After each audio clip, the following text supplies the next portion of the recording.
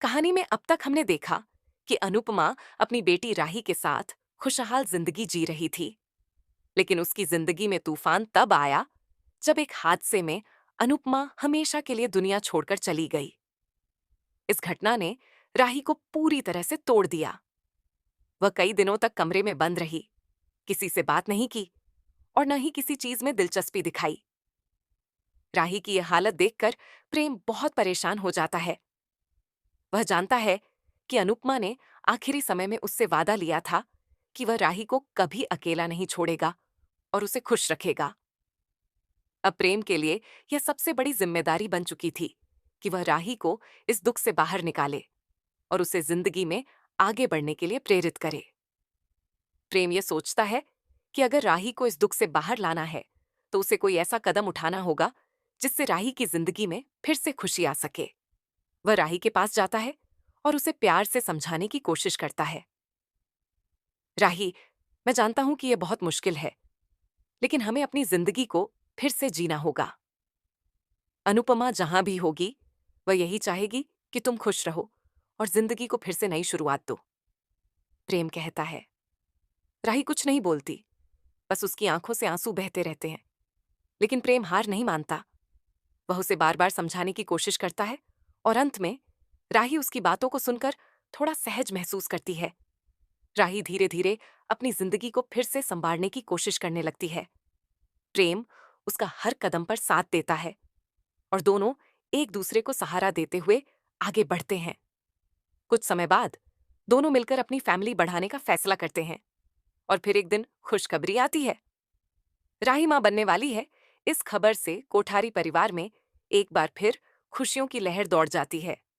पूरा परिवार बहुत खुश होता है, खासकर प्रेम, जो जानता है कि यह सिर्फ एक बच्चा नहीं है, बल्कि यह राही की जिंदगी में उम्मीद की एक नई किरण भी लेकर आएगा। समय बीतता जाता है और फिर वह दिन आता है जब राही एक प्यारी सी बेटी को जन्म देती है। जैसे ही राही अपनी बच्ची को पहली बार देखती है, उसकी आंखों में आंसू आ जाते हैं। वह प्यार से कहती है, मेरी मां फिर से मेरे पास लौट आई है। राही इस बच्ची का नाम अनुपमा रखती है, अपनी मां की याद में। पूरे कोठारी परिवार में खुशी का माहौल होता है। सभी लोग छोटी अनुपमा को बड़े प्यार से अपनाते हैं और उसकी परवरिश में कोई कसर नहीं छोड़ते। छोटी अनुपमा बहुत ही चंचल और प्यारी होती है। वह सबकी लाडली बन जाती है। दादी दादा, चाचा चाची और खुद प्रेम और राही उसे बेहद प्यार करते हैं।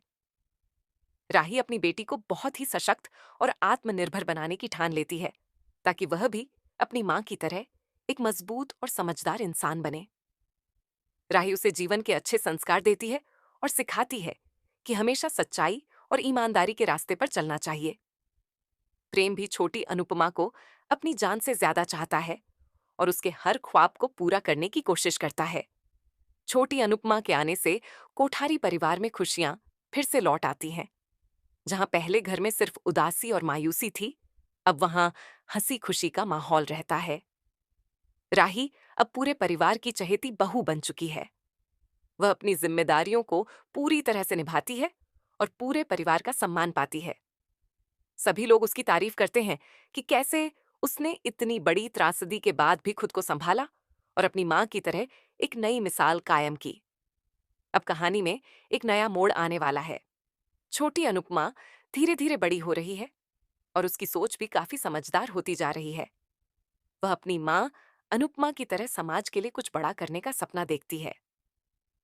राही और प्रेम उसे पूरी आजादी देते हैं कि वह अपने सपनों को पूरा कर सके।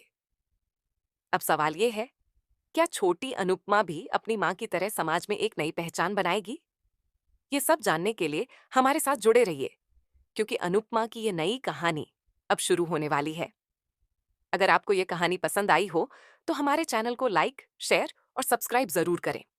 कमेंट करके बताइए कि आप छोटी अनुपमा की इस नई जर्नी के बारे में क्या सोचते हैं। मिलते हैं अगले एपिसोड में। तब तक के लिए नमस्कार।